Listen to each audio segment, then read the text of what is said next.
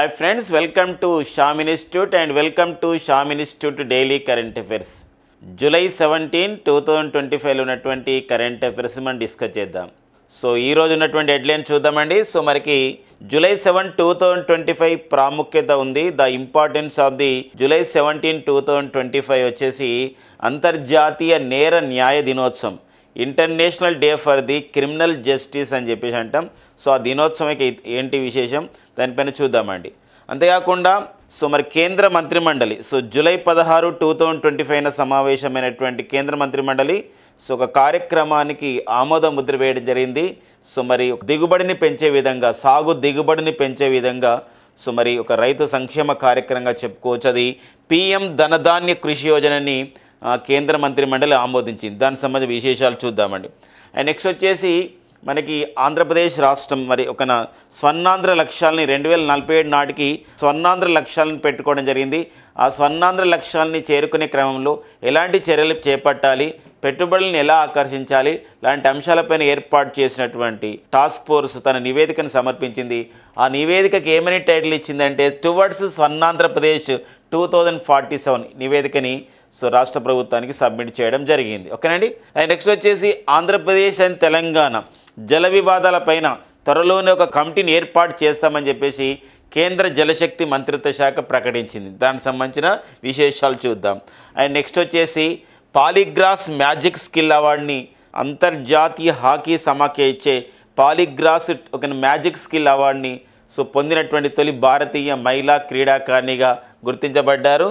దీపికా సెహ్రావత్ వారికి సంబంధించిన విశేషాలు చూద్దామండి.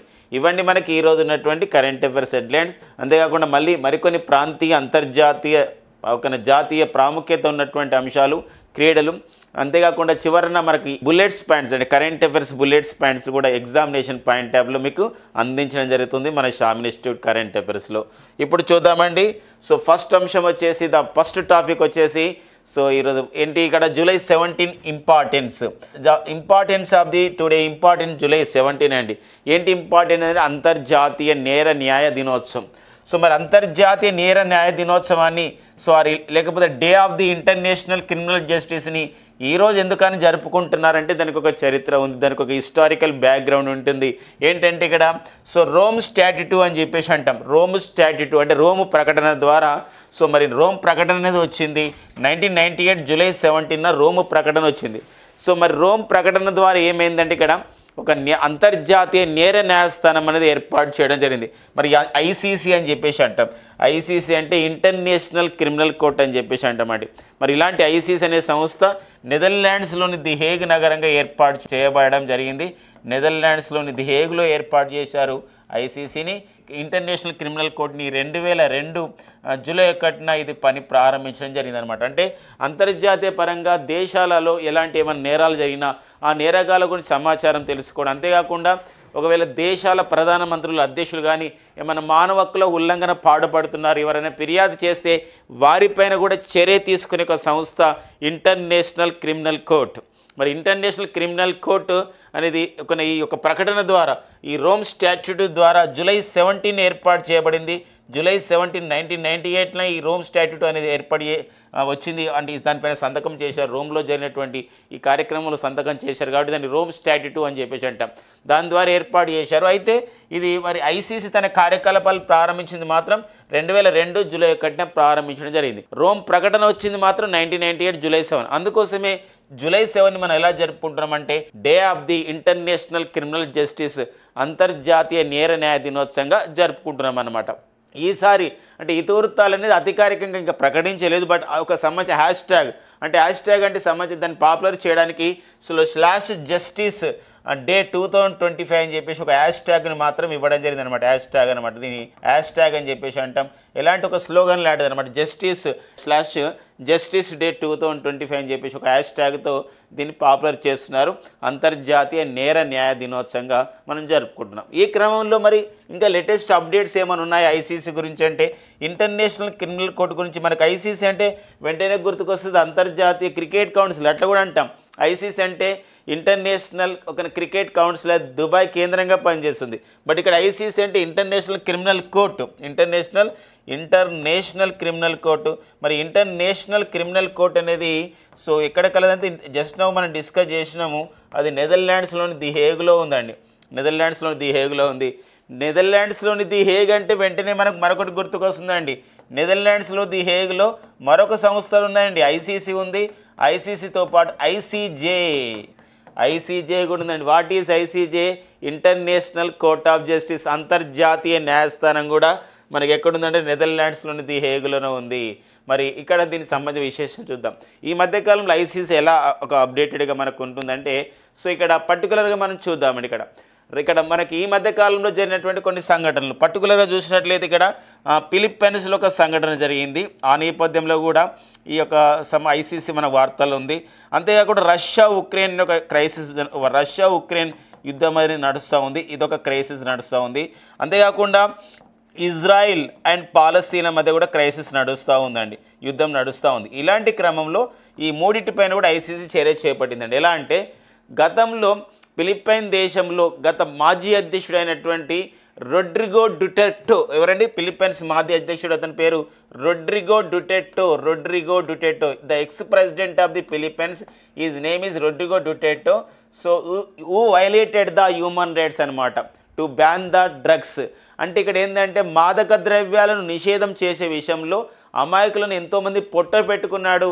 ఎవరంటే ఈ యొక్క ఫిలిప్పైన్స్ మాజీ అధ్యక్షుడు రొడ్రిగో డుటెర్టో అని చెప్పేసి రొడ్రిగో డుటెర్టోకి అరెస్ట్ వారెంట్ జారీ చేయడమే కాదు, అరెస్ట్ కూడా చేయడం జరిగింది. ఎవరండి? ఐసీసీ చేత అరెస్ట్ కాబడ్డాడు రొడ్రిగో డుటెర్టో, ఫిలిప్పైన్స్ మాజీ అధ్యక్షుడు. ఓకేనండి. ప్రజెంట్ అయితే ఫిలిప్పైన్స్ ప్రెసిడెంట్ వచ్చేసి ఎవరున్నారంటే ఫెర్డినాండ్ మార్కస్ జూనియర్ అనేవారు ఉండడం జరిగింది. అండ్ రష్యా ఉక్రెయిన్ యుద్ధ సమయంలో ఉక్రెయిన్లో చాలామంది చిన్నపిల్లల్ని రష్యా కిడ్నాప్ చేసింది, తద్వారా మానవ హక్కుల ఉల్లంఘన పాల్పడింది. అలాంటి నేపథ్యంలో రష్యా దేశ అధ్యక్షుడైనటువంటి వ్లాదిమిర్ పుతిన్కి అరెస్ట్ వారెంట్ జారీ చేయడం జరిగింది. అరెస్ట్ చేయలేదు, అరెస్ట్ వారెంట్ జారీ చేయబడింది. అంతేకాకుండా ఇజ్రాయెల్ పాలస్తీనా యుద్ధ సమయంలో ఇజ్రాయెల్ దేశ ప్రధాని ఒక బెంజమిన్ నెతన్యాహు పాలస్తీనాలోని గాజా ప్రాంతంలో అనేక దాడులకు పాల్పడ్డారు అతని యొక్క ఆజ్ఞలతోని. కాబట్టి సో ఇజ్రాయెల్ ప్రధాని అయినటువంటి ఎవరంటే అతను బెంజమిన్ నెతన్యాహు సో తనకు కూడా అరెస్ట్ వారెంట్ జారీ చేయడం జరిగింది. ఎవరంటే ఐసీసీ అనమాట. అఫ్ కోర్స్ నిన్ననే ఇజ్రాయెల్ పార్లమెంటులో మరి బెంజమిన్ నెతన్యాహు ఒక మద్దతు ఇస్తున్నటువంటి కొన్ని పార్టీలు ఏం చేయడం జరిగిందంటే తన యొక్క మద్దతును ఉపసంహరించడంతో సో బెంజమిన్ నెతన్యాహు సో మనకి ఎస్టర్డేని రాజీనామా చేయడం జరిగింది ఇజ్రాయెల్ ప్రధానిగా. బట్ వార్తల్లో ఉండడం జరిగింది. సో ఈ విషయం గమనించండి. ఒక్కోసారి అడగవచ్చు, ఇంటర్నేషనల్ క్రిమినల్ కోర్టు చేత అరెస్ట్ వారెంట్ జారీ చేయబడ్డవారు ఎవరు, అరెస్ట్ అయిన వారు ఎవరు అన్నప్పుడు అరెస్ట్ అయిన వారు ex president of the Philippines Rodrigo Duterte, arrest ఒక వారెంట్ జారీ చేయబడ్డవారు Vladimir Putin and Benjamin Netanyahu అనే విషయాన్ని గమనించండి. ఓకేనా, ఇదొక విషయం అండి. మరి ఇలాంటి ఇంటర్నేషనల్ క్రిమినల్ కోర్టుకి ప్రెసిడెంట్ ఎవరున్నారు అని చెప్పేసి అంటే తొమాకో అకానే. ఎవరంటే తొమాకో పేరు ఎలా ఉందంటే తొమాకో అకానే. నువ్వు అక్కడే ఉండు, ఒక తప్పు పని చేసిన వరకు నేను వచ్చి అరెస్ట్ చేస్తాను అని చెప్పేసి అన్నమాట. తొమాకో అకానే అనేవారు ప్రెసిడెంట్ ఇంటర్నేషనల్ క్రిమినల్ కోర్టుకి ప్రెసిడెంట్ ఉండడం జరిగింది. మళ్ళీ ఇంతవరకు చెప్పుకున్నాం నెదర్లాండ్స్లోని ది హేగ్లో మరి మనకి ఐసీసీతో పాటు ICJ international court of justice అనే సంస్థ ఉంది. మరి ఇలాంటి ఐసీజేకి ప్రెసిడెంట్ ఎవరున్నారు అంటే యూజీ ఐసా వాసా. సో మరి యూజీ ఐసా వాసా అనేవారు ప్రెసిడెంట్ ఐసీజేకి.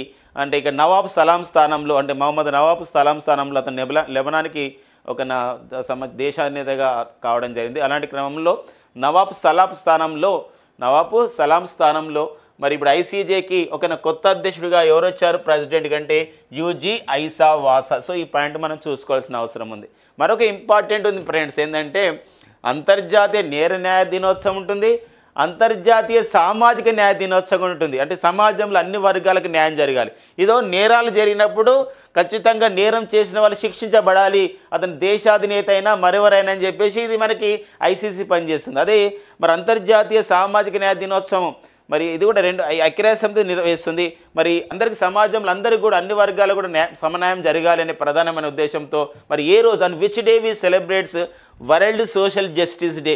మరి వరల్డ్ సోషల్ జస్టిస్ డేని మనం ఏ రోజు జరుపుకుంటాం అని చెప్పేసి అంటే దట్ ఈజ్ ఆన్ February 20 అండి. February 20ని మనకి వరల్డ్ సోషల్ జస్టిస్ డేగా జరుపుకుంటాం అనమాట. ఆ నేపథ్యాన్ని కూడా చూసుకోవాల్సిన అవసరం ఉందండి. ఓకేనా? సో అదొక ఇంపార్టెంట్. తెలంగాణ ప్రభుత్వం అయితే February 4ని తెలంగాణ రాష్ట్ర సోషల్ జస్టిస్ డేగా అంటే సామాజిక న్యాయ దినోత్సవం జరుపుకుంటున్నారు. కారణం ఏంటంటే అదే రోజు శాసనసభలో ఈ సంబంధించిన కులగణని ప్రవేశపెట్టడం, ఆ కులగణన సంబంధించి బీసీ సంబంధించిన వర్గీకరణ ప్రకారం బీసీ సంబంధించినటువంటి ఒక లెక్కలు అవన్నీ వచ్చిన నేపథ్యంలో సో ఆ సంబంధించి 42% రిజర్వేషన్ ఇస్తామని ప్రకటించిన ఇవన్నీ జరిగిన నేపథ్యంలో February 4ని అంతేకాకుండా ఎస్సీ వర్గీకరణ ప్రవేశపెట్టడం, ఆ సంబంధించినటువంటి రిజర్వేషన్లు ఆమోదించడం జరిగింది. కాబట్టి February 4ని ఏ రాష్ట్రం సామాజిక న్యాయ దినోత్సవం జరుపుకుంటుంది ప్రకటించిందంటే తెలంగాణ రాష్ట్రం. బట్ ప్రపంచ సామాజిక న్యాయ దినోత్సవం అంటే సోషల్ జస్టిస్ డే వచ్చేసి ఎప్పుడంటే అది దట్ ఈజ్ ఆన్ February 20 గుర్తుపెట్టుకోండి. ఇవంతా కూడా మనకి ఒక July 17, 2025 తీసుకొని సో వచ్చినటువంటి ప్రతి పాయింట్ కూడా మనకి ఇంపార్టెంట్గా మనకు ఉంటుందండి. ఓకేనా? నెక్స్ట్కి వెళ్దామండి. నెక్స్ట్ మనం కరెంట్ అఫైర్కి వెళ్దామండి. మంచి ఒక ఇన్ఫర్మేషన్ ఇక్కడ. సో గత కొన్ని రోజులుగా ఈ జల వివాదాలు నడుస్తూ ఉన్నాయి. రెండు రాష్ట్రాల మధ్య కూడా ఒక్కొక్కసారి ఆ విధంగా ఒక సంబంధించినటువంటి ఒక కామెంట్స్ కౌంటర్స్ జరుగుతూ ఉన్నాయి. ఏంటంటే ఆంధ్రప్రదేశ్ రాష్ట్ర ప్రభుత్వం ఏదైతే గోదావరి వాటర్ ఉందో, గోదావరి రివర్ వాటర్ ఉందో, గోదావరి నది జలాలు ఉన్నాయో సముద్రాలు వేస్ట్గా ఆ విధంగా వ్యర్థంగా అందులో కలిసిపోతున్నాయి. అలాంటి వాటర్ని మేము వాడుకుంటాం, అలాంటి వాటర్ని వాడుకొని గోదావరి బనకచెర్ల ఒక అనుసంధానాన్ని ఏర్పాటు చేస్తాం, దాన్నే పోలవరం బనకచెర్ల ఒక అనుసంధాన ప్రాజెక్ట్ని ఏర్పాటు చేసి సో మరి రాయలసీమను సస్యశ్యామలం చేస్తాము అని చెప్పేసి ఒక ప్రకటన చేయడం జరిగింది. అలాంటి నేపథ్యం తెలంగాణ ప్రభుత్వం వెంటనే సో వ్యర్థ అంటే సముద్రంలో కలిసే వాటర్కి ఎలాంటి సమాజ కొలతలు లేవు, ఎలాంటి మెజర్స్ లేవు, ఎలా మీరు దాన్ని చేయడం జరుగుతుంది ఇదని చెప్పేసి అన్నప్పుడు వెంటనే ఈ విషయాన్ని మనకి కేంద్ర జల సంఘం ఆ విధంగా ఫిర్యాదు చేసిన క్రమంలో సో ఇలాంటి నేపథ్యంలో సో మరి నిన్ననే అంటే July 16, 2025 ఢిల్లీలో ఉన్నటువంటి కేంద్ర జలశక్తి మంత్రిత్వ శాఖ దానికి ఆ భవనానికి ఏమని పేరంటే శ్రమశక్తి భవన్ అని చెప్పేసి అంటామండి. ఇది శ్రమశక్తి భవన్లో సో ఇరు రాష్ట్రాల ముఖ్యమంత్రులతో ఒక భేటీని నిర్వహించుకోవడం జరిగింది. ఎవరండి? కేంద్ర జలశక్తి మంత్రిత్వ శాఖ. ఒక 10 విషయాలపైన ఒక ఎజెండా ఇందులో దేనిపైన ఎన్ని విషయాలపైన చర్చించడం జరిగిందంటే 10 విషయాలపైన చర్చించడం జరిగింది. సో 4 అంశాలపైన మాత్రం వీళ్ళు ఒక సంబంధించినటువంటి ఒక కన్క్లూడ్కి రావడం జరిగింది అనమాట. కన్క్లూజన్కి ఏంటి ఆ 4 అంశాలు కూడా చూద్దామండి. మరి July 16, 2025 మరి వచ్చినటువంటి ఒక ఢిల్లీలో జరిగినటువంటి శ్రమశక్తి భవన్లో జరిగినటువంటి కేంద్ర జలశక్తి మంత్రిత్వ శాఖ ప్రధాన కార్యాలయమైనటువంటి శ్రమశక్తి భవన్లో జరిగినటువంటి ఈ కార్యక్రమంలో ఈ యొక్క సంబంధించిన మీటింగ్లో సో మరి ఆంధ్రప్రదేశ్ అండ్ తెలంగాణ సంబంధించిన ఇరు రాష్ట్రాల ముఖ్యమంత్రులు, ఆంధ్రప్రదేశ్ ముఖ్యమంత్రి చంద్రబాబు నాయుడు గారు, తెలంగాణ ముఖ్యమంత్రి యనమల రేవంత్ రెడ్డి గారు, దాంతోపాటుగా ఆంధ్రప్రదేశ్ చీఫ్ సెక్రటరీ సిఎస్ అంటే ప్రభుత్వ ప్రధాన కార్యదర్శి విజయానంద్ గారు అండి. సో విజయానంద్ గారు అండ్ నెక్స్ట్ వచ్చేసి ఇక్కడ తెలంగాణ చీఫ్ సెక్రటరీ ఎవరండి? తెలంగాణ ఏపీ చీఫ్ సెక్రటరీ అయితే విజయానంద్ గారు అయితే తెలంగాణ చీఫ్ సెక్రటరీ గారు ఎవరు అని చెప్పేసి అంటే రామకృష్ణరావు గారు అండి. సో రామకృష్ణరావు గారు పాల్గొనడం జరిగింది. దాంతోపాటుగా మరొక విషయం ఇంపార్టెంట్ అండి ఇక్కడ. సో మరి ఏపీ ఇరిగేషన్ మినిస్టర్ ఆంధ్రప్రదేశ్ రాష్ట్ర నీటిపారుదల శాఖ మంత్రి అయినటువంటి నిమ్మల రామానాయుడు గారు కూడా ఇందులో పాల్గొనడం జరిగింది. నిమ్మల రామానాయుడు గారు దాంతోపాటుగా తెలంగాణ రాష్ట్ర నీటిపారుదల శాఖ మంత్రి అండ్ పౌర సరఫరాల శాఖ మంత్రి irrigation and civil supplies minister Uttam Kumar Reddy గారు కూడా ఇందులో పాల్గొనడం జరిగింది. ఉత్తమ్ కుమార్ రెడ్డి గారు పాల్గొన్నారండి. సో వీరితో పాటుగా ఇరు రాష్ట్రాలకు సంబంధించినటువంటి నీటిపారుదల ప్రధాన కార్యదర్శులు అంటే ఇరిగేషన్ సంబంధించిన స్పెషల్ సెక్రటరీస్ ఉంటారు, వాళ్ళు కూడా పాల్గొనడం జరిగింది. అండ్ నెక్స్ట్ వచ్చేసి కేంద్ర జలశక్తి శాఖ మంత్రి ఎవరండి? CR Patil the president union Jal Shakti minister అండి సిఆర్ పాటిల్ కూడా దీనికి హాజరు కావడం జరిగింది. అంతేకాదండి ఏంటంటే ఇక్కడ కేంద్ర జలశక్తి కార్యదర్శి యూనియన్ సెక్రటరీ అయినటువంటి దేవశ్రీ ముఖర్జీ కూడా ఈ యొక్క సంబంధించినటువంటి సమావేశాన్ని ఇతనే ప్రారంభించడం జరిగింది. ఇలాంటి ఒక భేటీని అనమాట. ఇది ఒక ఇంపార్టెంట్గా ఉంటుందన్నమాట. ఈ క్రమంలో 4 అంశాలపైన మొత్తం 10 అంశాలపైన చర్చించారు. ఒక 10 ఎజెండా మాత్రం ఒక 10 అంశాలు, బట్ 4 అంశాలు మాత్రం ఏకాభిప్రాయం అనేది రావడం జరిగింది. ఒకటి అంటే ఇద్దరు అగ్రీ చేయడం జరిగింది, అదే ఏకాభిప్రాయం అని చెప్పేసి అంటారు. అందులో ఒకటి వచ్చేసి మరి ఒక ప్రస్తుతం హైదరాబాద్లో ఉన్నటువంటి కృష్ణా నది యాజమాన్య board, Krishna river management board, ఓకేనండి. ఈ కృష్ణా రివర్ మేనేజ్మెంట్ బోర్డు యొక్క కార్యాలయాన్ని అమరావతి, ఆంధ్రప్రదేశ్ రాజధాని అమరావతికి మార్చబోతున్నట్టు ఒక సంబంధించినటువంటి దాన్ని అగ్రీ చేసుకోవడం జరిగిందనమాట. అండ్ నెక్స్ట్ వచ్చేసి మరి ఎందుకోసం అంటే కృష్ణా యజమాన్య బోర్డు ఇక్కడ ఎందుకని ఉండాలంటే తెలంగాణలో హైదరాబాద్లో గోదావరి నది యజమాన్య బోర్డు ఉంది కాబట్టి అక్కడ ఒకటి ఇక్కడ ఒకటి ఉండాలని చెప్పేసి ఒకటి. ఇంకొకటి ఏంటంటే కృష్ణా గోదావరి నదుల నుంచి కాలువలకు నీళ్లు తీసుకునే చోట టెలిమెట్రీలను ఏర్పాటు చేయడం. టెలిమెట్రీలు అంటే ఎన్ని వాటర్ పోతున్నాయి అంటే రిజర్వాయర్స్ ఉంటాయి కదా. సో కృష్ణా గోదావరి నదుల మీద నిర్మించినటువంటి ఏదో రిజర్వాయర్ల నుండి వాటర్ అనేది కాలువల ద్వారా, కెనాల్ ద్వారా ఇరిగేషన్ ఫెసిలిటీస్కి అండ్ డ్రింకింగ్ వాటర్ ఫెసిలిటీస్కి వెళ్తున్నప్పుడు ఆ రిజర్వాయర్ల దగ్గర ఇరు రాష్ట్రాలు కూడా ఏం చేయాలంటే సో టెలిమెట్రీ సౌకర్యం అండి, ఎంత వాటర్ మేము యూజ్ చేసుకుంటున్నామని చెప్పేసి ఒక టెలిమెట్రీ అని చెప్పేసి ఒక సంబంధించిన సౌకర్యాన్ని ఇరు రాష్ట్రాలు కూడా ఏర్పాటు చేసుకోవాలని చెప్పేసి ఉంది. దానిపైన ఏకాభిప్రాయం వచ్చింది. మరొక విషయం ఏంటంటే ఇక్కడ శ్రీశైలం డ్యామ్ అనేది కొంచెం అక్కడ కొంచెం పునర్నిర్మాణం జరగాలి, కొంత డ్యామేజ్ అయిన నేపథ్యం ఉంది వివిధ ప్రాంతాలు అక్కడ శ్రీశైలంలో. అలాంటి దాన్ని మనం ఏమంటే ఫ్లజ్ ఫుల్ అని చెప్పేసి అంటామట వాటర్ దగ్గర. ఆ ఫ్లజ్ ఫుల్తో సహా అవసరమైన మరమ్మతును అంతా కూడా ఎవరు చేపించుతారంటే ఈ ఆంధ్రప్రదేశ్ ప్రభుత్వం సో చేపిస్తుంది, అక్కడ రిపేర్ అంతా కూడా చెప్పడం జరిగింది. దానిపైన ఏకాభిప్రాయం వచ్చింది. అంతేకాకుండా ఇది మెయిన్గా అండి ఈ 4 అంశాలు అనమాట. ఈ 4 అంశాలు దాంతోపాటుగా మరి ఈ ఆంధ్రప్రదేశ్ తెలంగాణ సంబంధించిన జల వివాదాలపైన కేంద్ర జలశక్తి శాఖ ఒక కమిటీని ఏర్పాటు చేస్తుంది. ఈ కమిటీలో ఇరు రాష్ట్రాలకు చెందినటువంటి సీనియర్ ఐఏఎస్ అధికారులతో పాటుగా కేంద్ర జలశక్తి మంత్రిత్వ శాఖలో ఉన్న అధికారులు కూడా పాల్గొంటారు. ఇలా మొత్తం కూడా 4 అంశాలపైన ఏకాభిప్రాయం రావడం జరిగిందనమాట.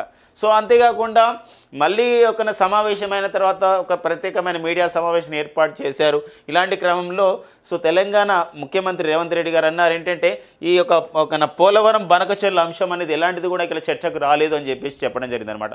ఇలాంటి క్రమంలో మరి నిమ్మల రామానాయుడు గారు అయితే అన్నారు మేము ఈ ఏదైతే మనకు కేంద్ర జలశక్తి శాఖ ఏర్పాటు చేసినటువంటి ఏపీ తెలంగాణ జల వివాదాలపైన ఏర్పాటు చేసిన కమిటీ పోలవరం బనకచెర్ల లేకపోతే గోదావరి బనకచెర్ల ఈ అనుసంధానమైన ప్రాజెక్టుని పరిశీలిస్తుంది అని చెప్పేసి కొస మేరకు వ్యాఖ్యలు చేయడం జరిగింది నిమ్మల రామానాయుడు గారు. మరి వారు ఇరిగేషన్ మినిస్టర్ ఆఫ్ ఆంధ్రప్రదేశ్ అనమాట. అలాంటి నేపథ్యం ఇది మొత్తం కూడా తెలంగాణ అండ్ ఏపీ జల వివాదాలపైన ఒక కమిటీ ఏర్పాటు చేస్తున్నట్టు కేంద్ర జలశక్తి శాఖ త్వరలోనే దాదాపు ఒక 1 వీక్ లోపే 21st లోపే ఏర్పాటు చేస్తాం, జూలై 21st లోపు అని చెప్పడం జరిగింది అనమాట. ఇది మనకు ఒక ఇంపార్టెంట్గా మనం చూసుకోవాల్సిన అవసరం ఉందండి.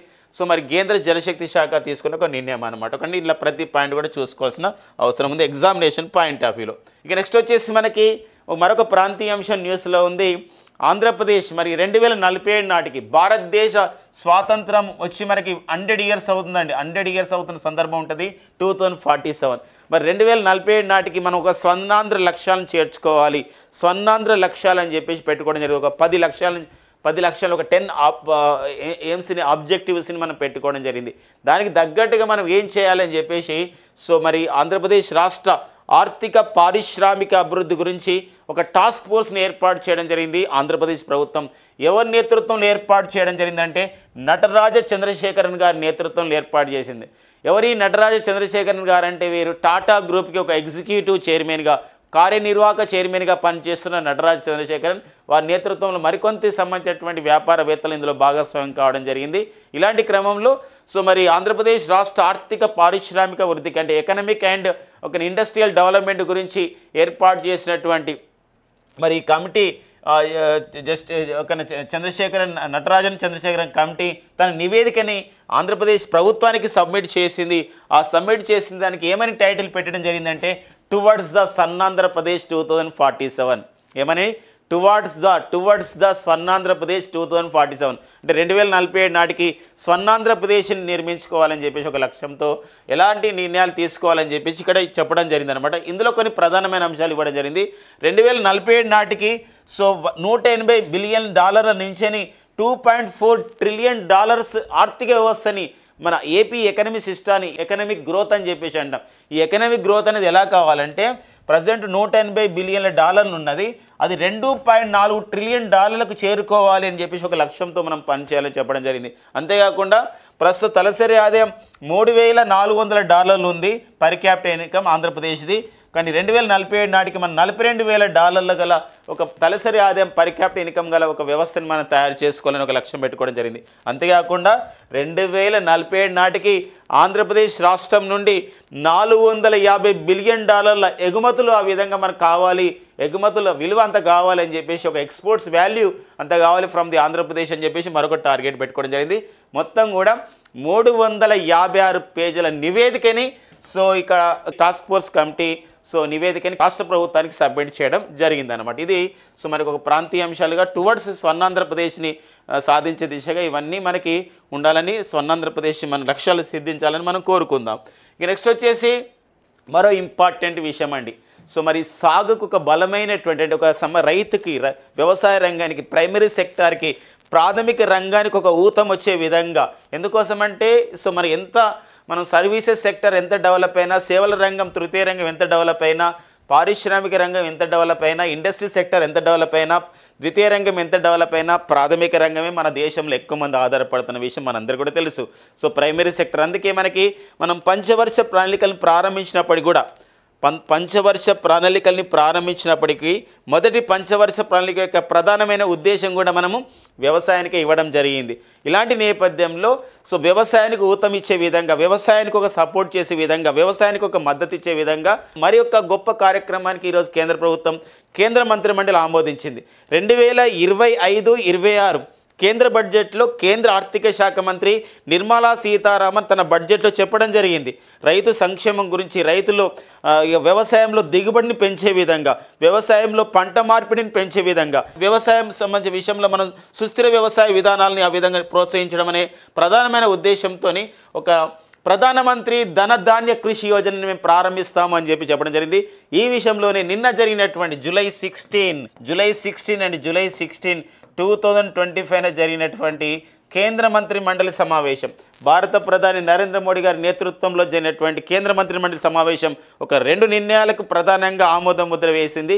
ఒకటి వచ్చేసి మనకి రినవబుల్ ఎనర్జీ పైన, పునరుత్పాదక ఇంధన దానిపైన 20,000 కోట్లను ఆ విధంగా ఇస్తున్నామని చెప్పడం జరిగింది. ఎందుకోసమంటే 2032 నాటికి పునరుత్పాదక విషయంలో ఇంధనంలో ఒక 60 గిగావాట్ల శక్తిని మనం తయారు చేసుకునే లక్ష్యంతో అదొకటి. అయితే మరొకటి ఇంకో ఇంపార్టెంట్ ఏంటంటే వ్యవసాయ రంగానికి ఇంపార్టెన్స్ ఇస్తూ ప్రధానమంత్రి ధనధాన్య కృషి యోజన అనే కార్యక్రమానికి కేంద్ర మంత్రి మండలి ఆమోద ముద్ర వేయడం జరిగిందనమాట.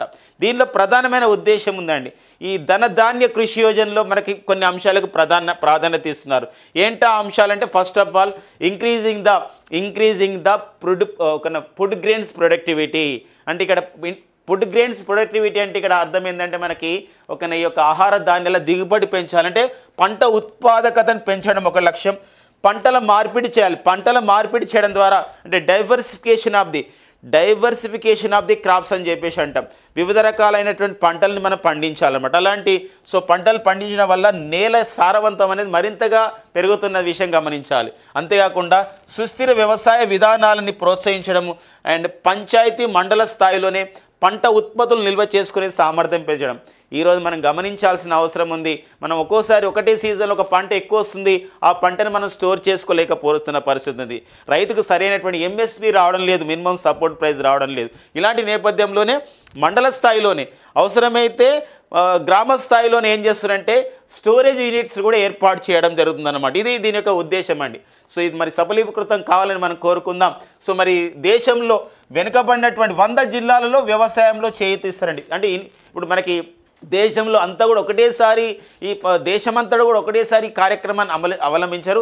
ఏవైతే జిల్లాలలో తక్కువ ఉత్పాదకత వస్తుంది, ఏదైతే జిల్లాల్లో తక్కువ పంట మార్పిడి ఉంది, ఏదైతే జిల్లాల్లో తక్కువ సుస్థిర వ్యవసాయం చేస్తున్నారు అలాంటి వాటిని తక్కువగా ఉన్న వాటిని చూజ్ చేసుకున్నాక ఎక్కువ చేస్తారనమాట. అది 100 జిల్లాల్లో చూజ్ చేసుకుంటారు. అండ్ ఇంకొక విషయం ఏంటంటే ఇక్కడ ఒక అంబ్రిల్లా ప్రోగ్రామ్ అనమాట. ఏంటంటే అంటే వ్యవసాయ రంగం గురించి ఊతమిచ్చే విధంగా వివిధ మంత్రిత్వ శాఖలు 11 మంత్రిత్వ శాఖలు 11 యూనియన్ మినిస్ట్రీస్ని కలిపి ఏర్పాటు చేసుకున్న పథకాలు ఉన్నాయన్నమాట. అంటే ఒక్కొక్క యూనియన్ మినిస్ట్రీ ఒక్కొక్క విధంగా వ్యవసాయ రంగానికి సపోర్ట్ చేస్తుంది. అలాంటి ఒక 36 పథకాలను ఏం చేస్తున్నారంటే సమ్మిళితం చేస్తున్నారు.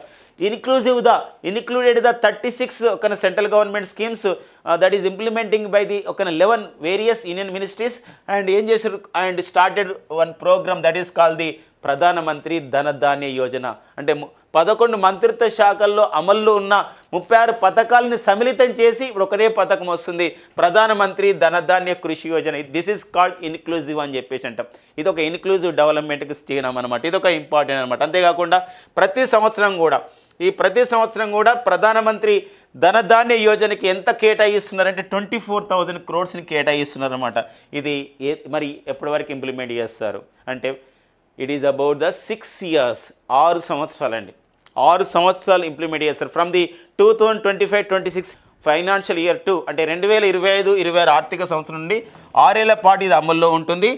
దీని ద్వారా how many that beneficiaries are the farmers are there, how many beneficiaries, ఎంతమంది బెనిఫిషియర్స్ ఉన్నారు అంటే ఎక్స్పెక్ట్ చేస్తున్నారు ఏంటంటే 1.7 కోట్ల మంది రైతులకి ఇది ప్రయోజనం కలుగుతుందని చెప్పడం జరిగింది అనమాట. ఇది ఒక వెరీ వెరీ ఇంపార్టెంట్ అండి. ప్రతి పాయింట్ కూడా ఇంపార్టెంట్. అంటే ఇది ఆమోద ముద్ర వేసిన విషయం చాలా చాలా ఇంపార్టెంట్గా చూసుకోవాలి. ఎప్పుడు ఆమోద ముద్ర వేశారు దానికి సంబంధించినటువంటి విషయంలో ప్రెస్ ఇన్ఫర్మేషన్ బ్యూరోలో అధికారికంగా 2 యాడ్స్ ఇవ్వడం జరిగింది. సో దానిలో ఇప్పుడు చెప్పిన ప్రతి అంశం మనకు ఉందండి ఇక్కడ. So cabinet decision July 16, 2025 Dhan Dhaanya Krishi Yojana, cabinet approves prime minister Dhan Dhaanya Krishi Yojana for a period of the 6 years beginning 2025-26 to cover the 100 districts. ఇవన్నీ కూడా ఆస్పిరేషనల్ డిస్ట్రిక్ట్స్ అంటే ఏంటి? What is aspirational district? ఆకాంక్ష అంటారనమాట. అక్కడ అభివృద్ధికి నోచుకోలేదు గతంలో, ఈ అభివృద్ధిని అక్కడ ప్రవేశపెట్టాలి. అలాంటి వాటిని ఆస్పిరేషనల్ డిస్ట్రిక్ట్ అంటారు. The word aspirational district that is coined by, ఎవరు దీన్ని యూజ్ చేశారు ఈ ఆస్పిరేషనల్ డిస్ట్రిక్ట్ని? ఈ ఆకాంక్ష జిల్లాలని చెప్పేసి ఈ పదాన్ని ఎవరు వాడారంటే మన నీతి ఆయోగ్ వాళ్ళు దీన్ని వాడుతూ ఉన్నారు. సో ఇలాంటి క్రమంలో నీతి ఆయోగ్ కూడా ఇందులో భాగం పంచుకుంటుందని మనం చెప్పొచ్చు అనమాట. దీనికి అంతేకాకుండా గవర్నమెంట్ స్కీమ్ ప్రారంభమైంది, దాన్ని వదిలేయడం కాదు, దీనిపైన జిల్లాకు ఒక నోడల్ అధికారిని కూడా కేంద్ర ప్రభుత్వం నియమించి అక్కడ ఎలా జరుగుతుంది. ఇంకొకటి ఏంటంటే ప్రతి స్టేట్ నుండి మినిమం ఒక జిల్లానైనా ఇందులో ఎంపిక చేయడం జరుగుతుంది అన్నమాట. ఇది చూడండి స్కీమ్ ఏం చేదో చూడండి, ఎన్హాన్స్ అగ్రికల్చర్ ప్రొడక్టివిటీని ఇంక్రీజ్ చేయడం, increasing adoption of the crop diversification and sustainable agriculture practices, crop diversification పంటల మార్పిడి చేయడం, augment post harvest storage at the panchayat and block levels. అండి, పంచాయత్ అంటే మనకి గ్రామ పంచాయతీలు, మన దగ్గర బ్లాక్స్ ఉండవు, మన దగ్గర మండలాలు. సో ఆ లెవెల్స్లో స్టోరేజ్ ప్లాంట్స్ని ఏర్పాటు చేస్తారు. ఎందుకోసం అంటే వచ్చిన ధాన్యాన్ని స్టోర్ చేయడానికి.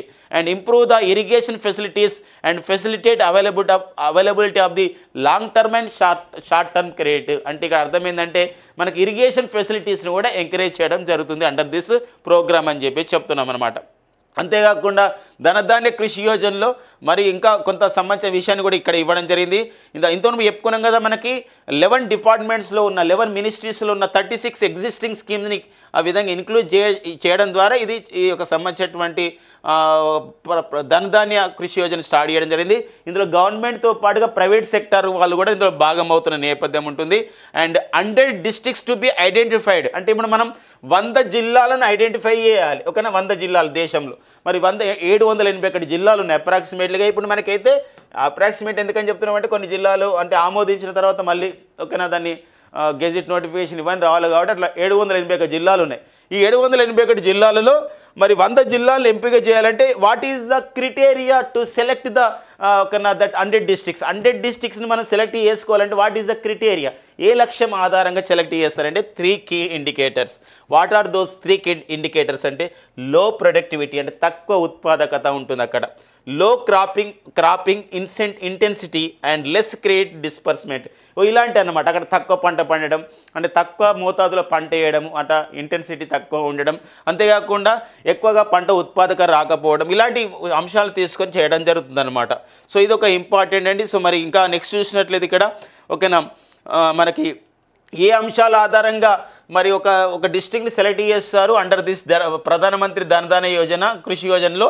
అలాంటప్పుడు ఆ డిస్ట్రిక్ట్ యొక్క పర్ఫార్మెన్స్ ఎలా ఉందని తెలుసుకోవడానికి 117 ఇండికేటర్స్ అంటే 117 పారామీటర్స్ ఆధారంగా ఆ జిల్లాల యొక్క పర్ఫార్మెన్స్ని సో మనకు మంత్ బై మంత్ కూడా అనాలిసిస్ చేయడం జరుగుతుంది అనమాట. తద్వారా ఏంటంటే సూపర్విజన్ ఉంటుంది, ఫాలో అప్ యాక్టివిటీ ఉంటుంది కాబట్టి ఒక గొప్ప ప్రోగ్రాం కాబోతుంది అని చెప్పేసి ఇక్కడ విశ్లేషకులు భావిస్తున్నారు.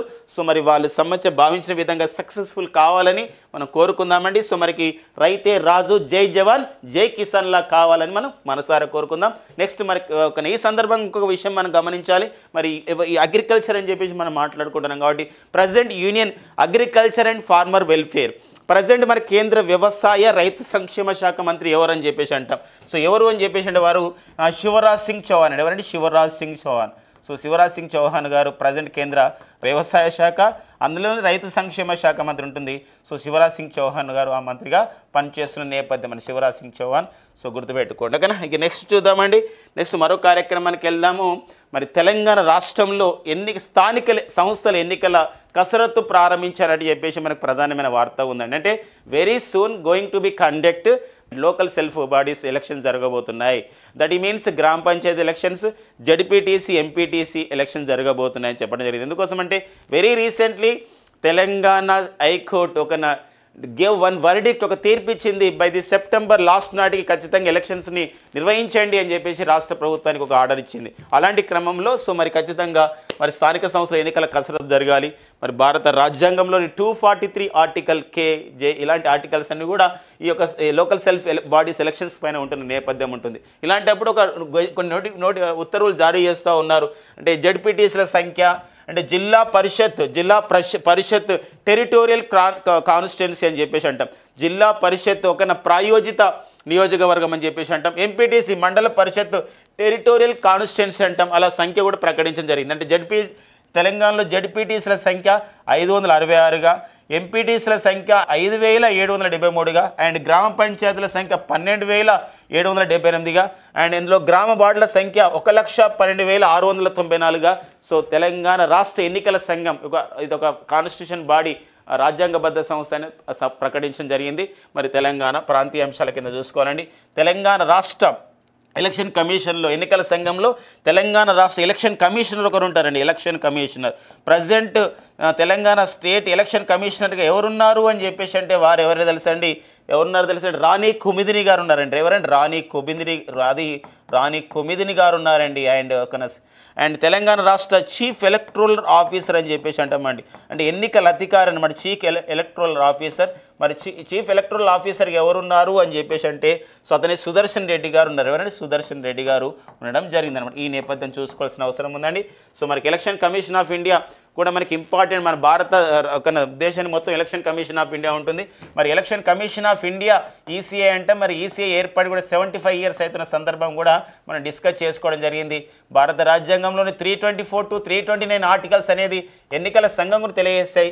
అదే తెలంగాణలో స్థానిక సంస్థల ఎన్నికల గురించి తెలియజేసే ఆర్టికల్ 243 అనమాట. ఎందుకోసం 73, 74 రాజ్యాంగ సవరణ చట్టం ద్వారా దీన్ని ఎన్నికలు నిర్వహిస్తారు కాబట్టి.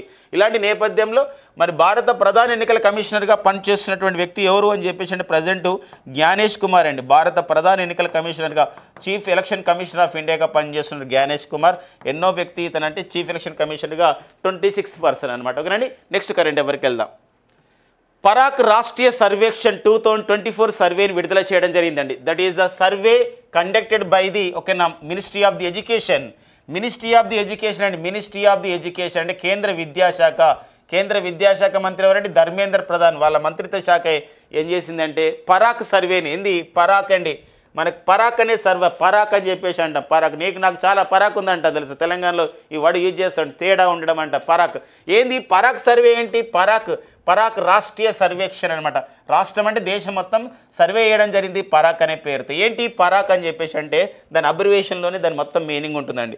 పర్ఫార్మెన్స్, ఎలా పర్ఫార్మెన్స్ ఉంది, ఎవరిది చూద్దామండి. పర్ఫార్మెన్స్ ఏ అంటే ఏంది? అసెస్మెంట్ చేసుకోవడం. ఒక పర్ఫార్మెన్స్ అసెస్మెంట్ చేయాలి. మళ్ళీ దాన్ని ఏం చేయాలండి? మళ్ళొకసారి చూడాలి ఏమంటే రివ్యూ అంటాం. రివ్యూ చేయడమే కాదు, మళ్ళీ దాన్ని విశ్లేషణ చేయడం, అనాలిసిస్. ఏం అనాలిసిస్ చేస్తాం? అనాలిసిస్ ఫర్ది ఏం చేస్తామండి? అనాలిసిస్ ఆఫ్ నాలెడ్జ్ ఫర్ ఏదండి? హోలిస్టిక్ డెవలప్మెంట్ అని చెప్పేసి అంటామండి. హోలిస్టిక్ డెవలప్మెంట్ అంటే ఆల్ రౌండ్ డెవలప్మెంట్ అని అర్థం వస్తుంది. ఇక్కడ చూడండి. So performance assessment review analysis of knowledge for holistic development అని చెప్పేసి అంటారు. ఈ మధ్యలో జరిగిన ఒక సెంట్రల్ గవర్నమెంట్ ఎగ్జామ్ ఒక బిట్ వచ్చింది. ఏంటంటే పరాక్లో PARAKH, Parak. So in Parak, it is a central government scheme started in 2020. So what is R signifies? Parak lo R ఏం తెలియజేస్తుంది అన్నాడు. R ఏం తెలియజేస్తుందండి? R అనేది ఏం తెలియజేస్తుంది? Review, performance, assessment, review, analysis of knowledge for holistic development. That is the abbreviation of the PARAKH. So ఎవరైనా మనం చాలా పరాకు ఉన్నావు నువ్వు అని చెప్పేసి అంటే వెంటనే ఈ అబ్రివేషన్ చెప్పలేమని, పర్ఫార్మెన్స్ ఒక అసెస్మెంట్, పర్ఫార్మెన్స్ అసెస్మెంట్, రివ్యూ ఒక రివ్యూ, అండ్ ఇంకా analysis knowledge for the holistic development అని చెప్పి చెప్తున్నాం అనమాట. ఇలా దేశవ్యాప్తంగా 781 జిల్లాలలో 3వ తరగతి, 6వ తరగతి, 9వ తరగతి, 3rd, 6th, 9th క్లాస్ స్టూడెంట్స్లలో ఒక టెస్ట్ పెట్టారనమాట. టెస్ట్ పెట్టి learning experience, studying the learning experiences అండి. లర్నింగ్ ఎక్స్పీరియన్సెస్ అని చెప్పేసి అంటాం.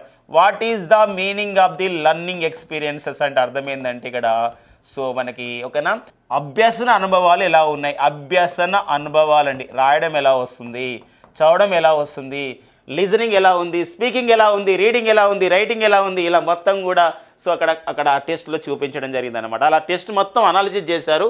చేస్తే ఒక జిల్లాలను గుర్తించడం జరిగింది. అయితే మన 2 తెలుగు రాష్ట్రాల నుండి ఈ పరాకులో బెస్ట్ పర్ఫార్మెన్స్ ఒక జిల్లాగా, అత్యుత్తమ ప్రదర్శన చేసిన ఒక జిల్లాగా ఒకటే జిల్లా ఉందండి 2 తెలుగు రాష్ట్రాల్లో.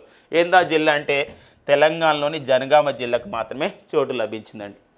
సౌత్ ఇండియా మొత్తంలో కూడా అపార్ట్ ఫ్రమ్ ది కేరళ కాకుండా, కేరళలోని కొన్ని జిల్లాలు కాకుండా ఏ జిల్లాలకు కూడా కర్ణాటక, తమిళనాడు అండ్ నెక్స్ట్ వచ్చేసి ఆంధ్రప్రదేశ్లో కూడా ఏ జిల్లా కూడా చోటు లభించలేదు. తద్వారా మనకి ఏం తెలుస్తుందంటే ఇంకా కూడా పిల్లలకి 3rd and 6th, 9th classes ఈ పిల్లలకి అంటే మిగతా అంటే ఇది ఒకటి ఇక ర్యాండమ్గా చూజ్ చేసుకురు కాబట్టి ఇంకా మరింతగా లర్నింగ్ ఎక్స్పీరియన్సెస్ కావాలి స్కూల్స్ అంటే వాళ్ళకని విషయం పైన మనకు ఆధారపడుతుంది అనమాట. ఇది ఒక పరాక్ సర్వే ద్వారా మనకు తెలుస్తుంది. ప్రతి పాయింట్ కూడా మనకి ఇంపార్టెంట్గా మనం చూసుకోవాలండి. అబ్రివేషన్ కార్యక్రమం ఎప్పుడు ప్రారంభమైంది ఎవరని చెప్పేసి చూసుకోవాలండి. ఓకేనా, నెక్స్ట్ చూద్దామండి. అంటే ఇదంతా కూడా ఈ పరాక్ అనేది కూడా అంతా కూడా రాష్ట్రీయ సర్వేక్షణ సర్వే అనేది జాతీయ విద్యా విధానం NEP 2020 అంటే జాతీయ విద్యా విధానం 2020కి లోబడి ఇవంతా కూడా నిర్వహిస్తున్న నేపథ్యం అనమాట. ఎందుకోసం అంటే మనం ఎక్కడున్నా మనం ఏ స్థాయిలో ఉన్నామని తెలుసుకోవడానికి ఇలాంటి సర్వేలు ఉపయోగపడి మరింతగా మనం ఈరోజు ఏం చేయడం జరుగుతుందంటే ఓకేనా మనము మరిన్ని కొత్త లర్నింగ్ ఎక్స్పీరియన్సెస్ని టీచింగ్ లర్నింగ్ ఎక్స్పీరియన్సెస్కి స్టూడెంట్స్కి ఇవ్వాలని ఒక ప్రధానమైన ఉద్దేశం వస్తుంది. ఓన్లీ గవర్నమెంట్ స్కూల్సే కాదు, ఇక్కడ private and aided government school అన్నిట్లలో కూడా ఈ సర్వే అనేది నిర్వహించుకోవడం జరుగుతుంది. ఇప్పుడు మనం గమనించండి, మనకి ఇప్పుడు ఓకేనా సెంట్రల్ ఆఫ్ ది ఎక్సలెన్స్ అని చెప్పేసి మనం సంబంధించినటువంటి ఒక కొత్త స్కూల్స్ని ఏర్పాటు చేస్తున్నాం. అండ్ నెక్స్ట్ యంగ్ ఇండియా అనే స్కూల్స్ ఏర్పాటు చేస్తున్నాం, ఇంటిగ్రేటెడ్ స్కూల్స్ని ఏర్పాటు చేస్తున్నాం. ఇలాంటి ఇంకా మరింతగా మనం ఇందులో లర్నింగ్ ఎక్స్పీరియన్సెస్ని మనం పెంచాలని ఈ సర్వే మనకు తెలియజేయడం జరుగుతుందన్నమాట. ఇదంతా విద్యాశాఖ నిర్వహించింది కాబట్టి కేంద్ర విద్యాశాఖ మంత్రి ఎవరు, మినిస్ట్రీ ఆఫ్ ది ఎడ్యుకేషన్ ఎవరున్నారు ప్రజెంట్ అంటే ధర్మేంద్ర ప్రధాన్ అండి. సో ఈ మధ్యనే ధర్మేంద్ర ప్రధాన్కి మన రాష్ట్రపతి ద్రౌపది ముర్ము చేతుల మీదుగా ఒడిశా రాష్ట్ర ప్రభుత్వం వారికి కళింగ అనే ఒక అవార్డుని ప్రదానం చేయడం జరిగింది. ఇది కళింగ అనే అవార్డు ప్రదానం చేయడం జరిగింది. అది కూడా మనం డిస్కస్ చేద్దామండి ఫ్రెండ్స్. ఇక నెక్స్ట్ వచ్చేసి మనకి CBSE ministry of the education పరిధిలో పనిచేసిన మరో సంస్థ CBSE అండి. CBSE అనగా ఏంటి? Central board for the so secondary education అని చెప్పేసి అంటామండి. సెకండరీ ఎడ్యుకేషన్ రాష్ట్రాల్లో ఉండేది ఏంటండి SSC అంటే ఒక ఇది సెకండరీ స్కూల్ సర్టిఫికేట్ అని చెప్పేసి అంట. మరి ఇది ఏంది CBSE బోర్డ్ అని చెప్పేసి అంటాం. మరి NCERT వాళ్ళ సిలబస్ ఇక్కడ ఫాలో చేస్తూ ఉంటారు CBSE. అయితే CBSE స్కూళ్ళల్లో ప్రైవేటు అండ్ CBSE సిలబస్ నడుస్తున్నటువంటి స్కూళ్ళల్లో సో మరి CBSE సంబంధించిన నోటీస్ పంపించింది. CBSE డైరెక్టర్ ఎవరంటే ప్రజెంట్ రాహుల్ సింగ్ అండి. CBSE director Rahul Singh. ఇక్కడ అంటే ఇంకా వివిధ విభాగాల్లో డైరెక్టర్స్ ఉంటారు, అడ్మినిస్ట్రేషన్ విభాగం అని లేకపోతే ఇలా ఉంటాయి. కానీ ఇక్కడ మెయిన్గా CBSE మొత్తం టోటల్గా డైరెక్టర్ ఎవరంటే మొత్తానికి పెద్ద రాహుల్ సింగ్ అనమాట. సో వారు ఒక నోటీస్ పంపించారు వాళ్ళకి సంబంధించిన విషయంలో ఏంటంటే విద్యార్థుల ఆరోగ్యం కోసం ప్రతి స్కూల్లో కూడా ఆయిల్ బోర్డ్స్ని ఏర్పాటు చేయాలి. ఆయిల్ బోర్డ్ అండి. ఏంటి ఆయిల్ బోర్డ్ అంటే ఒక్కొక్క తినే పదార్థంలో చిరుతిళ్ళు కానీ తినుబండరాలు కానీ లేకపోతే స్నాక్స్ కానీ ఏవైతే ఉంటాయో ఈ నూనెతో చేసిన వాటిల్లో ఎలాంటి ఆయిల్స్ ఉన్నాయి, ఎంత మోతాదులో ఆయిల్ ఉంది, ఎంత ఫ్యాట్ పర్సెంటేజ్ ఉంది, ఇవన్నీ విషయాలు తెలుస్తాయి అన్నమాట. తద్వారా ఏంటంటే విద్యార్థులకు ఒక అవగాహన వస్తుంది. ఏమైనా అవగాహన వస్తుంది, అయ్యో మనం ఇది ఎక్కువ తినకూడదు, దీనిలో ఫ్యాట్ ఎక్కువ ఉంటుంది, ఇలా అది ఎక్కువ ఉంటుంది అని చెప్పేసి ఇక్కడ తెలియజేయడం జరుగుతుంది అనమాట. అందుకోసమే ఆహార పదార్థాల్లో ఉండే నూనె ఎంత ఉంది అండ్ కార్బోహైడ్రేట్స్ ఎన్ని ఉన్నాయి, చక్కెర శాతం ఎంత, పిండి పదార్థాలు ఎంత, ఇవన్నీ అలా చూస్తారనమాట. ఎందుకోసం అంటే ఇది మనకి ఉబకాయం వస్తున్న నేపథ్యం, ఒబిసిటీ అనే ప్రాబ్లం వస్తుందండి. ఒబిసిటీ, మరి ఈ ఒబిసిటీ అనే ప్రాబ్లం ద్వారా సో మనకి చాలా రోగాలు అనేది వస్తున్నాయి. చిన్నపిల్లల్లోని చాలా హెల్త్ హజార్డ్స్ అనేది రావడం జరుగుతుంది అనమాట. అందుకే ఈ మధ్య కాలంలో మనం ఉబకాయాన్ని తగ్గించుకునే ఉద్దేశంతో మనకి ఉబకాయం పైన ప్రచారకర్తలను కూడా మన భారత ప్రధాని నరేంద్ర మోడీ గారు ఒక 10 మందిని నామినేట్ చేయడం జరిగింది. ఈ మధ్యకాలంలో మనం చూసాం ఇలాంటి నేపథ్యం అనమాట. గతంలోనే సిబిఎస్ఈ మరొక నిర్ణయం తీసుకుంది. ఏంటంటే సో పాఠశాలల్లో మధుమేహ బోర్డులు, మధుమేహం అంటే ఏంటి, డయాబెటీస్ మిలిటస్ అంటాం.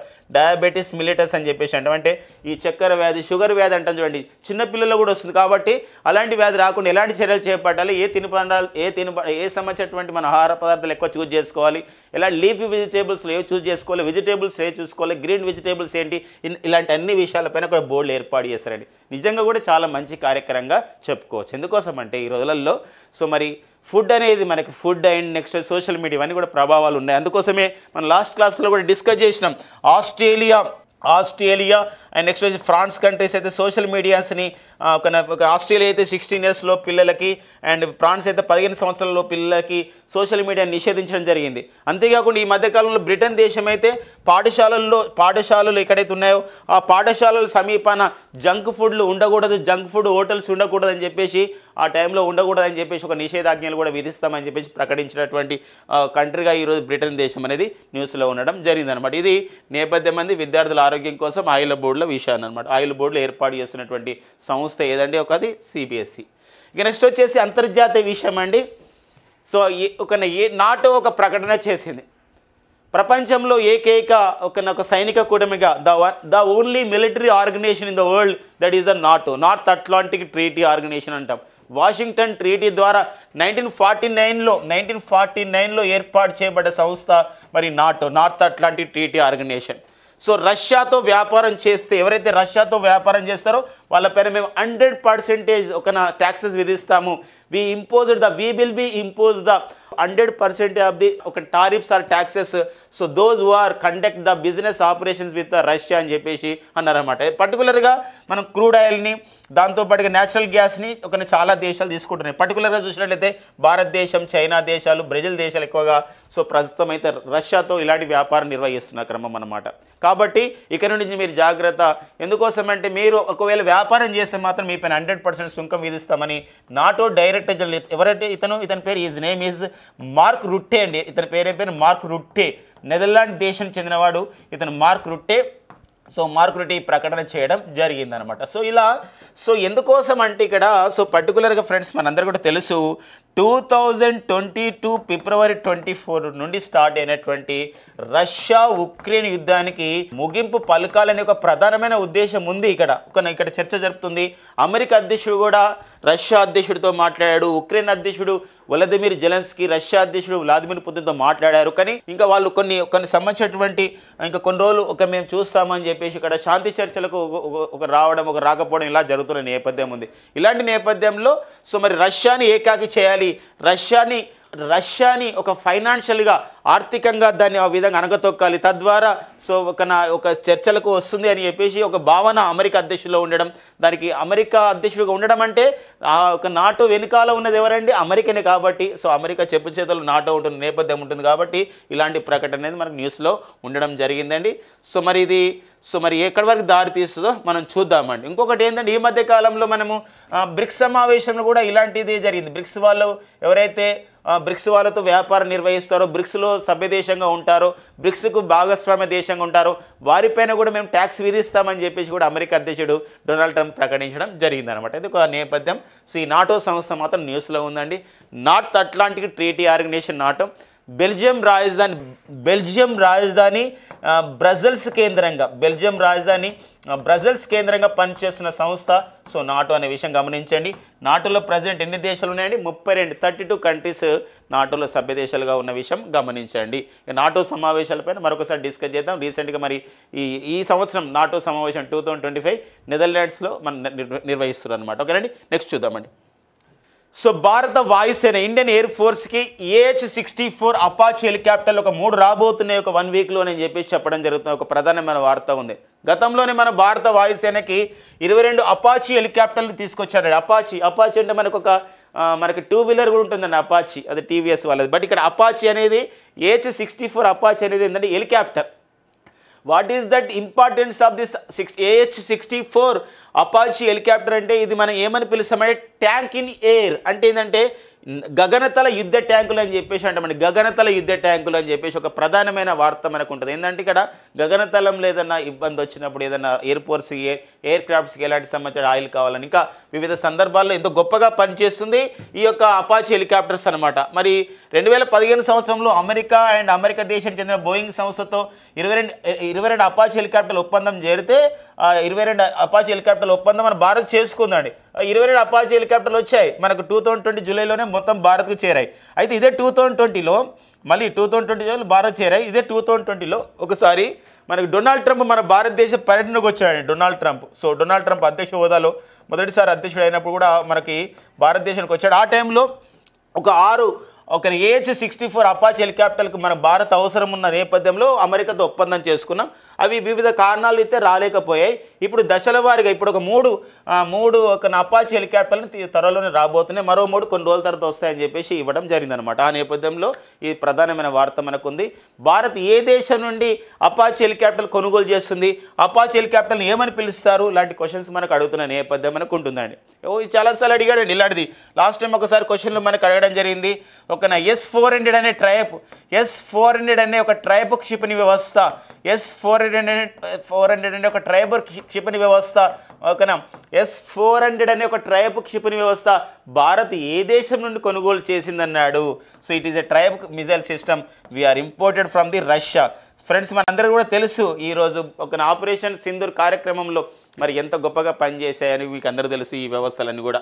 అంతేకాకుండా మరికొంత ఒకసారి అడిగాడు. సో భారత్ రఫేల్ యుద్ధ విమానాలని 36 రఫేల్ యుద్ధ విమానాలని భారత్ ఇండియన్ ఎయిర్ ఫోర్స్ అవసరాల గురించి కొనుగోలు చేసింది. ఈ విషయం పైన అడిగాడు. ఇండియన్ ఎయిర్ ఫోర్స్ అవసరాల గురించి రఫేల్ యుద్ధ విమానాలని ఫ్రాన్స్ నుండి భారత్ ఎన్ని కొనుగోలు చేసిందన్నాడు. ఎన్ని కొనుగోలు చేసిందంటే 36 అండి. 36 కొనుగోలు చేసింది. ఇది భారత వైమానిక దళ అవసరాల గురించి. ఇప్పుడు ఇండియన్ నేవీ, ఇప్పుడు ఇవి రాబోతున్నాయి. ఇండియన్ నేవీ అవసరాల గురించి, భారత నావికా దళ అవసరాల గురించి ఫ్రాన్స్ నుండి ఎన్ని రఫేల్ యుద్ధ విమానాలు కొనుగోలు చేసుకుంటున్నాం. దీన్ని మనం రఫేల్ ఎం అని చెప్పేసి అంటామండి, మెరైన్ అనమాట. ఎన్ని కొనుగోలు చేసుకుంటామంటే ఇవి 26. ఇవి ఎంత అండి? 36 కొనుగోలు చేసినాం, 26 త్వరలో రాబోతున్నాయి. ఇలాంటి క్వశ్చన్స్ అని గుర్తుపెట్టుకోండి. భారత సుఖోయ్ అనే యుద్ధ విమానాలని ఏ దేశం నుండి కొనుగోలు చేయడం జరిగిందంటే రష్యా నుండి కొనుగోలు చేయడం జరిగిందండి. ఇలా మనము చెప్పుకుంటున్న నేపథ్యం. ఇక వాయుసేన అని చెప్పేసి అంటున్నాం, ఇండియన్ ఎయిర్ ఫోర్స్, మరి భారత వైమానిక దళం అని చెప్పేసి అంటున్నాం. భారత వైమానిక దళంలో ఇండియన్ ఎయిర్ ఫోర్స్కి present chief of the air force స్టాఫ్గా పనిచేస్తున్నారు. అతనే air chief marshal so Amarpreet Singh అనేది ఏపీ సింగ్ గారు పనిచేస్తున్న నేపథ్యం. ఇక్కడ నావికా దళం అని చెప్పేసి అంటున్నాం. ఇటీవల కాలంలో నావికా దళంలో తొలిసారి ఒక మహిళ ఫైటర్ పైలట్ అయింది. The first woman who became the fighter pilot in Indian navy. ఆమె పేరు ఏం పేరండి? Astha Poonia. So very very important విషయం అండి. సో ఇక నెక్స్ట్ కరెంట్ అఫైర్కి వెళ్దామండి. సో ఇలాంటి మరి Sam institute DNA daily news analysis, ఇది డిఆక్సిరైబో న్యూక్లిక్ యాసిడ్ లాగా అనమాట. జీన్స్ ఎంత ఇంపార్టెంట్, ఈ బుల్లెట్స్ పాయింట్స్ కూడా మనకు అంత ఇంపార్టెంట్ అండి. సో మరి డైలీ న్యూస్ అనాలిసిస్ బుల్లెట్స్ రూపంలో useful for the all competitive exams కండి. సో మరి కళింగరత్న అవార్డుని 2024 మరి పొందిన వారు ఎవరు అని చెప్పేసి క్వశ్చన్ అడగడం ఇక్కడ ఇస్తున్నారండి. మన రాష్ట్రపతి ద్రౌపది ముర్ము చేతుల మీదుగా కళింగరత్న అవార్డుని ఒడిశా రాష్ట్ర ప్రభుత్వం ఎవరికి ఇవ్వడం జరిగిందంటే, సో మనకి కేంద్ర విద్యాశాఖ మంత్రి అయినటువంటి ఎవరండి? ధర్మేంద్ర ప్రధాన్కి ఇవ్వడం జరిగింది. డ్రోర్ వన్ అండ్ డోర్ కాదండి, డ్రోర్ 1 అనే ఒక కమ్యూనికేషన్ ఉపగ్రహాన్ని ఇటీవల ప్రయోగించిన దేశం అంటే స్పేస్ ఎక్స్ వాళ్ళ సాయంతో ఆ దేశం ప్రయోగించింది. ఆ దేశం ఏదండి? ఇజ్రాయెల్ దేశం. అట్లా కూడా అడుగుతాడండి. ఓకేనండి. బెహ్దీ నాక్లాం అంటే ఇది బెహ్దీ నాక్లాం అనే ఉత్సవాన్ని జరుపుకునే రాష్ట్రం ఏదంటాడు? మేఘాలయ. ఒక్కోసారి క్వశ్చన్ ఇలా కూడా అడుగుతాడు. మేఘాలయలోని ఏ గిరిజన తెగ ఈ యొక్క బెహ్దీ నాక్లాం అనే ఒక ఫెస్టివల్ నిర్వహిస్తారంటే అది జైంతియాలో సబ్ ట్రైబ్ అయినటువంటి ఉప తరగతి అయినటువంటి నార్స్ అనే ఒక ట్రైబ్స్ వాళ్ళు నిర్వహిస్తారు. జైంతియా ఒక ట్రైబే, ఆ ట్రైబ్లో మరొక సబ్ ట్రైబ్ అనమాట, ఇది నార్స్ వాళ్ళు నిర్వహిస్తారు. ఇది నార్స్ వాళ్ళు చేస్తారనమాట. అది కూడా మనకి ఇంపార్టెంట్గా మనకు ఉంటుందండి. ఒక్కోసారి ఏ ట్రైబ్ అని చెప్పేసి అడుగుతున్న నేపథ్యం మనకు ఉంటుంది. దేశంలో తొలి ట్రైబల్ జీనోమ్ సీక్వెన్సింగ్ ప్రాజెక్ట్ని ప్రారంభించిన రాష్ట్రం గుజరాత్. అంటే గుజరాత్లో ట్రైబల్స్ ఎవరైతే ఉన్న ట్రైబల్స్ సంబంధించినటువంటి మొత్తం జీనోమ్ సీక్వెన్సింగ్ ఏంది, ట్రైబల్స్ కొందరు ఆ విధంగా కొన్ని వ్యాధులకు నిరోధకత ఉన్నారు, కొన్ని వ్యాధులు వస్తున్నాయి సంబంధించిన విషయంలో జీనోమ్స్ అనే స్టడీ అనేది చాలా ఉపయోగపడుతుంది. అలా Gujarat is the first state launched the tribal genome sequencing project అనమాట. అండ్ పాలిగ్రస్ అంటే international federation of the international hockey ఇచ్చే ఒక పాలిగ్రస్ మ్యాజిక్ స్కిల్ అవార్డ్ 2025 గ్రహీత ఎవరంటే సో మన భారత హాకీ మహిళా క్రీడాకారిణి దీపికా సెహ్రావత్. ఈ సంవత్సరం ఫిబ్రవరి 2025లో ఒడిశాలోని భువనేశ్వర్లో నెదర్లాండ్స్ అండ్ భారత్ ఒక మహిళల హాకీ టీం ఆడుతున్న నేపథ్యంలో 35 మినిట్స్లో ఆ మ్యాచ్లో ఒక గోల్ చేశారు. ఎవరండి? మన దీపికా సెహ్రావత్. ఆ గోల్కి ఆ విధంగా ముచ్చట పడినటువంటి ఫెడరేషన్ ఆఫ్ ఇంటర్నేషనల్ హాకీ వాళ్ళు సో వెంటనే ఒక పోల్ నిర్వహించారు, అందరు దానికి ఓటేశారు. సో వెంటనే ఆ గోల్కి వెంటనే ఏం అవార్డు వచ్చిందండి? పాలిగ్రస్ మ్యాజిక్ స్కిల్ అవార్డు 2025 వచ్చింది. పాలిగ్రస్ మ్యాజిక్ స్కిల్ నైపుణ్యంతో ఉన్నటువంటి అవార్డు, మ్యాజిక్ స్కిల్ అని ఒక స్కిల్తో మ్యాజిక్ చేసింది. పాలిగ్రస్ మ్యాజిక్ స్కిల్ అవార్డు పొందినటువంటి తొలి భారతీయ మహిళా హాకీ క్రీడాకారిణి ఎవరండి? దీపికా సెహ్రావత్. అండ్ నెక్స్ట్ వచ్చేసి ఈరోజే జూలై 17, 2025 ఆంధ్రప్రదేశ్ రాష్ట్ర ముఖ్యమంత్రి సో మరి ఇక్కడ ఆంధ్రీ నివాస్ సుజల స్రవంతి ప్రాజెక్టు ద్వారా సో కొన్ని జిల్లాలకు తాగునీటిని సాగునీటిని అందించబోతున్నాడు. మరి దీని ద్వారా ఆంధ్రీ నివాస్ సుజల స్రవంతి ప్రాజెక్టు ద్వారా ఎన్ని జిల్లాలకు సాగు త్రాగునీరు అందుతుందంటే ఇక్కడ ఉమ్మడి జిల్లాలు అనమాట. ఆంధ్రప్రదేశ్లో ఉమ్మడి రాయలసీమ జిల్లాలు 4, కర్నూలు, అనంతపురం, కడప, చిత్తూరు జిల్లాలు అనే విషయం గమనించండి. అండ్ నెక్స్ట్ వచ్చేసి పర్యావరణం ఎన్విరాన్మెంట్ ఈ విషయంలో ఒక ఇంపార్టెంట్ ఉందండి. Centre for science and environment New Delhi కేంద్రంగా పనిచేస్తున్న సంస్థ centre for science and environment సంస్థ. సునీతా నరైన్ డైరెక్టర్ జనరల్గా పనిచేస్తున్నటువంటి సంస్థ ఈ యొక్క ఏదండి centre for science and environment. And so మరి centre for science and environment అధ్యయనంలో భారతదేశంలోని ఏ నగరాలు అధిక ఓజోన్ కాలుష్యాన్ని ఎదుర్కొంటున్నాయి మొన్న ఇది సమ్మర్లో స్టడీ చేశారు. ఈ యొక్క సమ్మర్లో స్టడీ చేసి ఈ సెంటర్ ఫర్ సైన్స్ అండ్ ఎన్విరాన్మెంట్కి సంబంధించి ఒక పత్రిక ఉంటుందండి, మ్యాగజైన్ 15 డేస్కి ఒకసారి వస్తుంది. ఆ పత్రిక పేరు, ఆ మ్యాగజైన్ పేరు డౌన్ టు ఎర్త్ అనే మ్యాగజైన్లో ప్రచురించారు. భారతదేశంలో ఎన్ని నగరాలు మరి హైయెస్ట్ దట్ ఒక ఓజోన్ డెన్సిటీ పాపులేషన్ అంటే ఓజోన్ కాలుష్యాలు ఎదుర్కొంటున్నాయి, ఓజోన్ పొల్యూషన్ ఎదుర్కొంటున్నాయి అంటే బెంగళూరు, ముంబై, కోల్కతా, హైదరాబాద్, చెన్నై అనమాట. ఢిల్లీ కూడా ఉంది కానీ ఢిల్లీని మనం ఇలా మెన్షన్ చేయలేదు, అది సపరేట్గా మెన్షన్ చేస్తామని చెప్పారు. సో బెంగళూరు, ముంబై, కోల్కతా, హైదరాబాద్, చెన్నై ఒక్కోసారి అడిగే అవకాశం ఉంటుందండి ఈ సంబంధించిన విషయంలో. సో ప్రతి పాయింట్ కూడా మనకి ఎగ్జామినేషన్కి ఇంపార్టెంట్గా మనకు ఉంటున్నాయండి. ఫ్రెండ్స్ ఇవ్వండి మనకి జూలై 17, 2025 ఉన్నటువంటి సో వివిధ దినపత్రికలు వచ్చినటువంటి అంశాలు, press information bureau and government sources ద్వారా సో ఎందుకోసం అంటే ఈరోజు సోషల్ మీడియా ఎక్కువైన నేపథ్యంలో బాగా ప్రభావితమైనటువంటి పరిస్థితుల్లో చాలా ఇన్ఫర్మేషన్ మనకు వస్తుంది. ప్లెంటీ ఆఫ్ ది ఇన్ఫర్మేషన్ అనేక సోర్సెస్ వస్తుంది. 1కి 4 సార్లు, 1కి 5 సార్లు, 1కి 10 సార్లు ఆలోచించి వెదర్ దిస్ ఈ information is useful to our competitive exams or not, ఈ ఇన్ఫర్మేషన్ అనేది పోటీ పరీక్షలకు ఉపయోగపడుతుందా లేదని రకరకాలుగా మన శ్యామ్ ఇన్స్టిట్యూట్ టీం ఆలోచించి ఈ యొక్క సంబంధించినటువంటి మా శ్యామ్ సార్ యొక్క నేతృత్వంలో ఇవన్నీ కూడా తయారు చేయబడుతున్నాయండి.